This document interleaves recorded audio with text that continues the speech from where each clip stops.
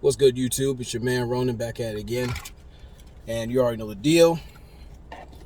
Shout out to the A-Game family. Much love to A-Game Nation and all four progressive peers out here on the cyberspace landscape and offline. And you already know the deal and you read the title. So before I get into it, use the code Ronan10. This will be your passport to the A-Game lifestyle. This will no doubt help you with your vitality, energy, strength, and libido. So with that being said, I'll go through the title again. Procreation, the way of a masculine architect. Now it kind of ties into everything I'm going to talk about with the first of the last two videos dealing with the duality series. So let me give you the XLV version of procreation. Physical intimacy, ranging from affectionate touches and words to sexual intercourse. Any and all expressions of love, care, or support. The creation and raising of his children, i.e. legacy, with his values and the culture of his household. Now, easily I can go into the sexual part. Now, aside the fact that I'm a Scorpio, and to me, I see it a lot deeper than that. So I'm going to tie this into agriculture as an example, and I'm going to show you what I mean by reading the definition first and foremost. The science or practice of farming, including cultivation of the soil for the growing of crops and the rearing of animals to provide food, wool, and the other products. So think of it as like a farmer. Now, when it comes to farming, you have a blank landscape. And you're going to need not only your masculine light and your foresight and intuition to come into play, but being that we are kinetic beings. And I love to break it to you to the gynocracy. I know that many want to put themselves on a pedestal and say, like, you wouldn't be here without men. Actually, you hyenas. Fellas, understand this when I say this. And feel free to express this from here on out. The universe is in your nuts. As brash as that is, as blunt as that is, that's a reality. But in this gynocentric society, they're going to try to view you as less than. They'll program you to view yourself as less than. So getting back to being the farmer, the most important thing you need to do is to till the land here and in here. There are many of us in this space who have bad land because we allow people to raise it, desecrate it, dump their shit in our yard. We're out here basically playing with the rocks in the yard. You got bandits running around to and fro and whatnot. The most important thing we need to do is clear the land, which means clear ourselves. That's why spirituality is number one. That way, when you plant that seed of greatness within yourself, that belief, that understanding that you were here for a purpose among many. You were here to be a curse breaker. Make the difference for yourself first and foremost.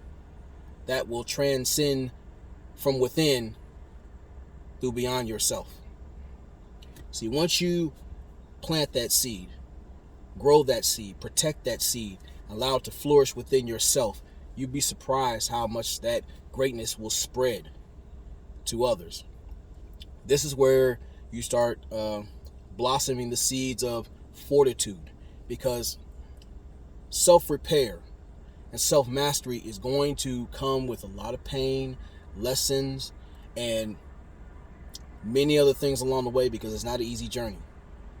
But as the farmer for yourself, you have to use foresight, faith, and patience to see those crops manifest. That way you start blossoming the fruits of forward progression, fortitude, and ultimately fulfillment. See, when people start seeing that, they start responding to you different. people who are worth anything or want to be around you, you pull them in and you start learning how to teach them how to till the lands within themselves. Now, when I said you had a lot of these bandits out here and whatnot, you have individuals who are dealing with a whole lot of trauma. A lot of people have been allowing you to fill their pockets by you basically paying them to monetize your trauma. And that nonsense has to stop. Matter of fact, in the Black Manosphere, it will stop. Because using your foresight and your creative abilities, you could take all the shit that has been thrown in your yard, be it social, intimate, hell, even family related, or even whatever you call it. You can use that shit as fertilizer to help you grow, help you bring forth the crops. Because as men, we've taken a lot of shit. Let's be honest. And that level of intimacy, when you start learning how to treat yourself, learn how to take care of yourself, learn how to heal yourself, how to teach others to do the same thing. This doesn't just make you a lone farmer. You start turning yourself, you turn leaders of your communities. This is where masculinity can flourish. When you start showing, the youth, you show your peers, the older sometimes, how to master their masculine light. You start to see a big difference. This is what keeps the shadows away. These ungrateful bastards who have been using your light against you. This is where the intimacy part comes from. When we nurture that creative spark, we're able to understand what we need, what we want, what we don't, given SOS, systems, order, and structure. That helps you keep you functional. That keeps who you associate with functional. That way, you start flourishing with a level of peace of mind. And then you start, as a collective, knowing what's worth having, what isn't, what is worth protecting, and what isn't. See, nowadays, especially with the beer virus, and you're having things in the world as far as like economic instability, you're having like these eviction moratoriums being lifted. You have all this level of uncertainty out here, and you need to be fortified like redwood trees out here in this time. In the military, I've learned through trial and error how to start slowing everything down and executing in the midst of everything going to shit. This is what us as men have to do. You have to get into the intimate part of yourself. Not for yourself, but your peers as well. So, back to the farming aspect when you're talking about your peers. You got to ask yourself with the 4 T's. Are these individuals worth my time? Because if they're worth your time, and they're worth the toil, a man especially learns how to labor for what he loves. He will learn to provide the needed things that he loves in a brotherly fashion. He'll learn how to protect those he deems worthy of his time because they've earned it. That level of respect, trust, and understanding. When it comes to problem solving, you start having that level of communication, escalations of force. Learning that SOS is important amongst each other in order to create that masculine harmony, to create things, make sure things are in order. That way you can protect not just yourself, but the house you all build, the communities you build, leading to nations and kingdoms, respectively. Now, this is why I say, before I get to the women and such, now you're starting to understand why I say we have to literally fuck the shit out of our purpose. You see, there's many of us who've been told we ain't nothing, or we're not meant to have nothing. Or you have people try to micromanage your words, your time, your life, and that level of happiness that you are entitled to, that you're willing to dig your claws into rocks barehanded to get a piece of that time and peace. This is where you start letting people know this is cool and this ain't. Now, when it comes to the women, when it comes to the procreation part, there's so many who bring out a lot of misinformation, talking about they know female nature and all this stuff, and it's obvious in real time. It sounds good to say it, but in application, you're capping. When it comes to female nature, what I'm learned and still learning over time, there is a level of chaos. There are women who are going to bring that to you. Now, thankfully, to my brother, Sheep Stay Sleep, and the rest of the AK family, they let it be known. With them, most definitely are they worth your time. Because that's a finite resource that we cannot afford to waste. So if they ain't worth our time, they damn sure ain't worth the toil. For real, they ain't worth the trouble. I don't give a damn about your threat level. You're already out. But if you have women that you got to properly vet using the 4 T's and other methods, when they have qualified through that, they're then vetted, or still always being vetted for the 4 P's. When it comes to the problem solving, you're able to have that communication. That way you guys understand each other to a point where you guys have your own language and you communicate with each other in the midst of other people. As long as it's foreign to them, but you speak it fluently to each other. That's that connection, that bond. Learn that person's love language. Things for that intimate understanding. Learning how to appreciate and value the time, toil, and trouble that these people provide respectively. Because again, there's no such thing as a perfect woman. But there are perfectly flawed ones. And in the farming aspect, you're definitely going to have to go through the land and make sure you get all those little critters that come up and start threatening your crops. Those nonsensical arguments and them little bonnet-headed flare-ups. Those little ward off those edgeless oracles who try to infiltrate the land and basically poison your crops. Things of that nature. That's where it comes to the protection part. Not just for the individual and be that cover for her when she's earned that protection, but for yourself. Keeping this and this clear. And when necessary, checks need to be had. See, the thing is, it doesn't make sense for a farmer or a gardener to run around and take a shovel and beat every flower in the head. There's ways you sit there and weed out nonsense with gentle and knowledgeable hands. See, that's your canvas. In many ways, the seed within yourself, which is your program, which is your standards, which is your everything that's built you to be an upstanding man of 4 progress, principles, and purpose. You're implanting into her spiritually, first and foremost. You're not leading with your wallet. You're leading with the fruit of fulfillment, the fruit of substance into that woman that's been vetted. She will multiply that, and then great things will blossom out of her through your direction. That's the part of the procreation using agriculture and that nature. Now, the protection part, there will be storms that come, and there will be things that will damage the crops sometimes. Are you willing to protect those crops? Use those preventative measures to make sure those crops are to the fullest. Do you know the seasons accordingly to get the best out of those crops? Do you know when to plant seeds? Do you know when to hold back? Do you know which seeds to put in? All those things pertaining.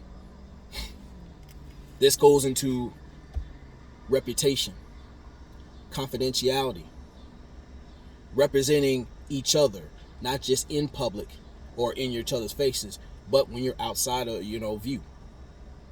Things of that nature.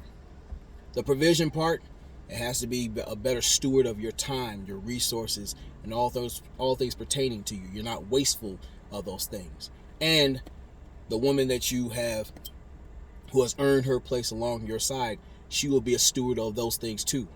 A feminine ward to protect you and your best interests. That goes into the agriculture of things, where you start building things, not just each other, but yourselves in real time.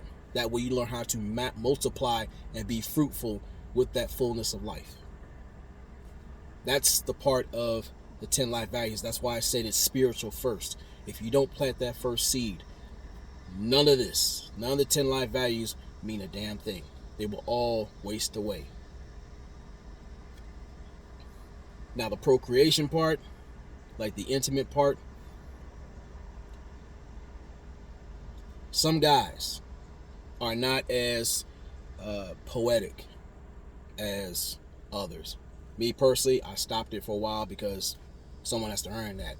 But there are many times I will sit there and like let that person know, you know, the foreplay. Actually, before I get into that, foreplay and actually procreation and sex starts with the mind first. You gotta work that clit here before you trigger the agricultural waterworks down there. But that's a little lessons. And Jonathan, I know you're going to screw this up, but pay attention. So the thing is, you let them know that they're appealing to you. Don't go overboard. But sometimes, again, low in their love language, you know how to water those crops. You know how to reap that harvest when it's time. You start becoming, well versed in the Farmer's Almanac, which is the 10 life values in this case. So when you're able to do those things and they've earned that spot within you, those crops will flourish. Hell, sometimes they'll grow beyond measure, which you can't have enough baskets to reap the harvest, but then that's a problem you want to have.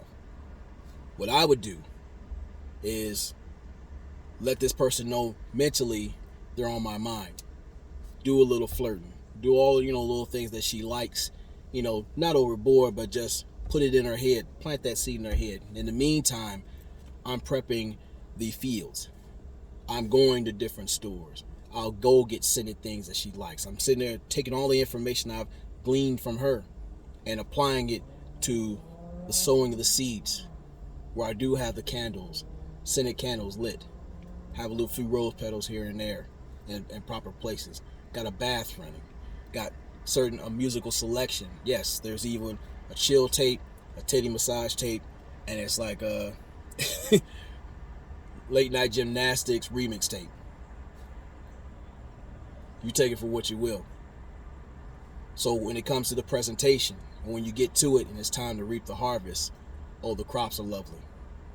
The water's flowing, everything's going, and then in the midst of that, you start learning and using your foresight to go beyond the bedroom, which, is posted at clarity.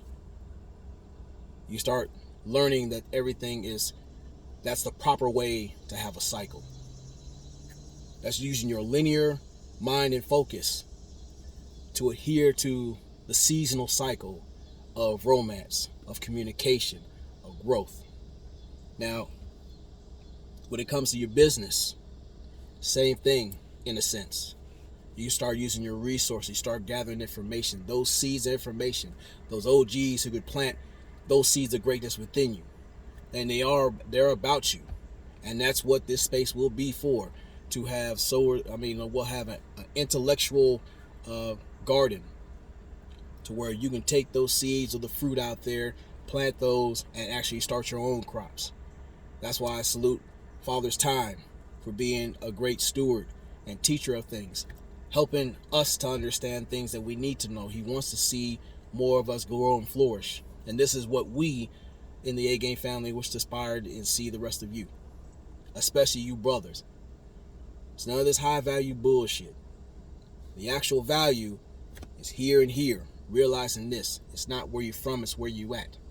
And taking that creative seed within yourself, planting it in here and letting it grow. And add this to it. I don't care if you're a janitor right now. I don't care if you're a fry cook at the moment.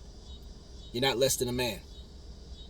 It's just a chapter in the book that you're writing. When you start acquiring the information, you're applying it respectively, surrounding yourself by fellow farmers who can teach you, look, hey brother, this is what you need to do right here. This is a good time for this. Now you might want to hold back on this. This level of growth is not by yourself. That's what the brotherhood is. Checks and balances. And using procreation in that fashion, this is how we grow into a legion of brothers that a lot of women, especially the world, have been looking forward and needing. We are the curse breakers for that reason. It's on us to take that time and blossom into fruition as men of greatness, empowerment, and wealth. Intentionally spiritual first. The actual monetary wealth that comes with time, growth, patience, and seeing the mission through. So in closing, I want to say salute to all my peers. And that's my personal definition of procreation. So we're going to use our masculine light to help run the shadows within us out of us.